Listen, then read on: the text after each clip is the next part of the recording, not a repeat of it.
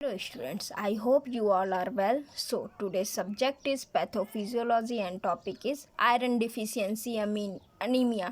तो iron deficiency anaemia, तो नाम से ही समझ में आ रहा है अनीमिया डिजीज़ का नाम है। Iron deficiency like lack of iron की वजह से अनीमिया होता है, ठीक है, या लैक ऑफ ब्लड की वजह से। अब आते हैं iron deficiency anaemia usually refer to condition which your blood has lower than normal number of red blood cell. Anaemia जो है एक कंडीशन होती है जो कि जिसमें क्या होता है, ब्लड लोअर हो जाता है नॉर्मल नंबर ऑफ आरबीसी से, ठीक है। Iron is a essential minerals that is needed from the form a haemoglobin.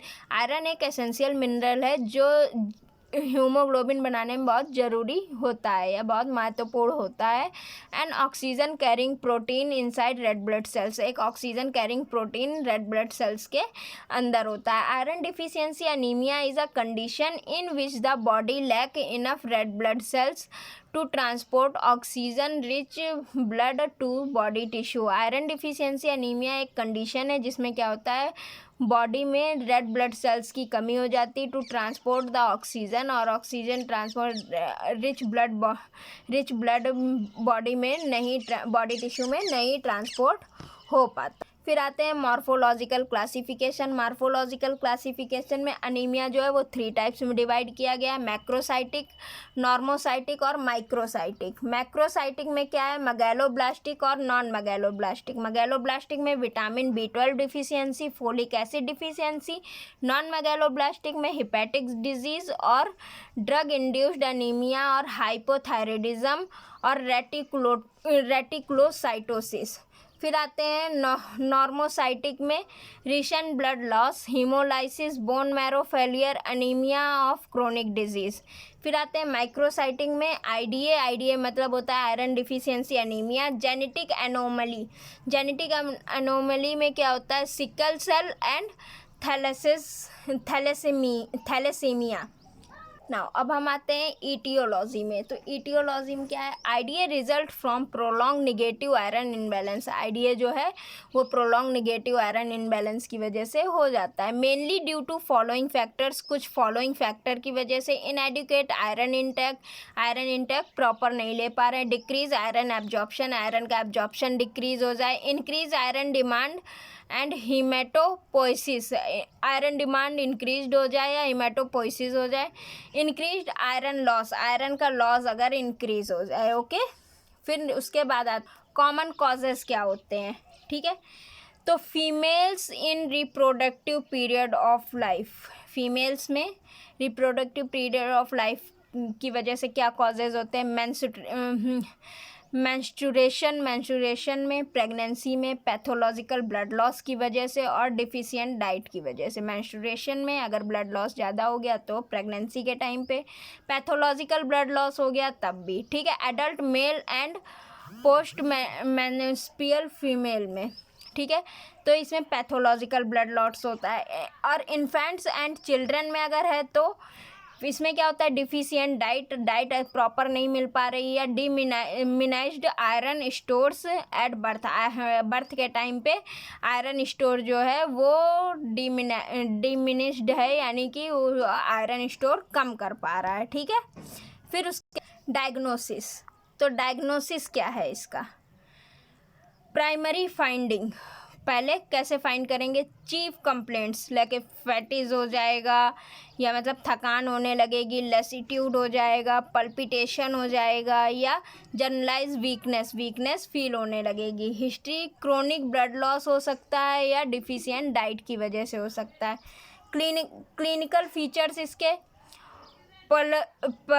Parallel में स्किन, नेल बड या कंजक्टिवा।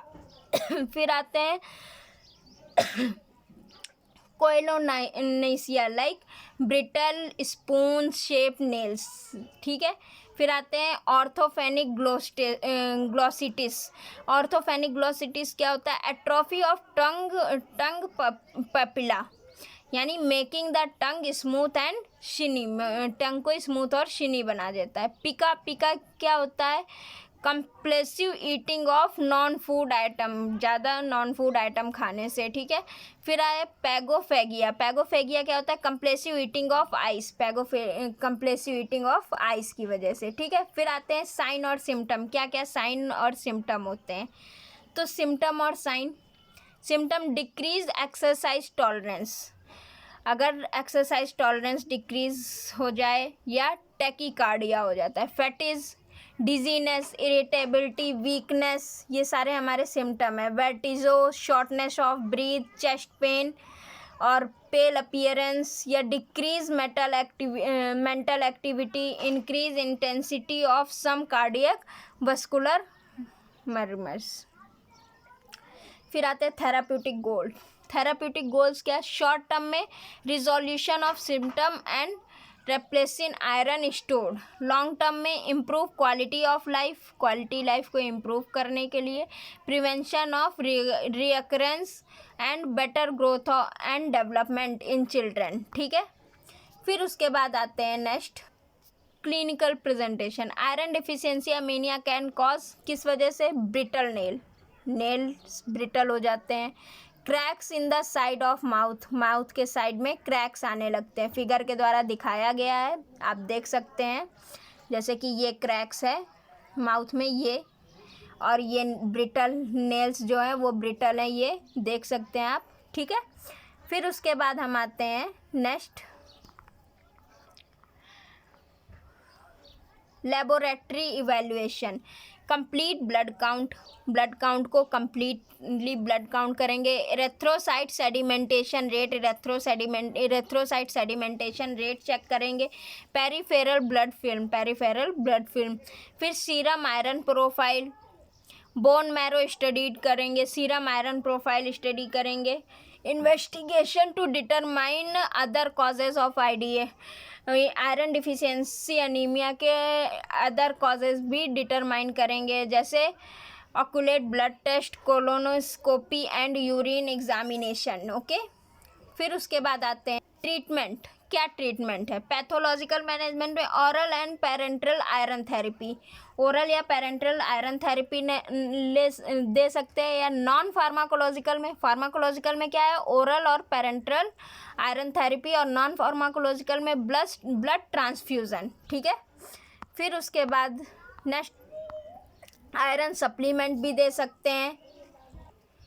अब देखिए थोड़ा डिटेल में दिया गया है। Iron deficiency is treated with oral parenteral iron preparation, oral parenteral iron preparation दे सकते हैं। Oral iron corrects the anemia just as rapidly and completely as parenteral iron is most cases if iron absorption from the GIT is normal। Iron क्या कर oral iron क्या करता है? Anaemia को बहुत ही जल्दी कंप्लीट कर देता है, या मतलब अनीमिया में ब्लड की जो कमी होती है उसको बहुत जल्दी कंप्लीट कर देता है। और parenteral iron is most cases if iron absorption क्या होता है? पेरेंट्रल कब दिया जाता है? जब आयरन GIT में नॉर्मल आयरन एब्जॉर्प्शन ना कर सके। Different iron salt provide different amount of eliminator iron, different amount of eliminator iron का आयरन सॉल्ट दिया जा सकता है।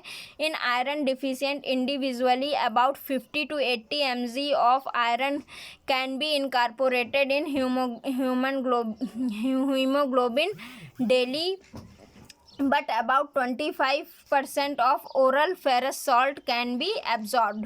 इसमें क्या होता है? 50 से 80 mg आयरन जो होता है वो हीमोग्लोबिन में डेली इनकॉर्पोरेट होता है, and 25% of oral ferrous salt जो होता है वो एब्जॉर्ब हो सकता है।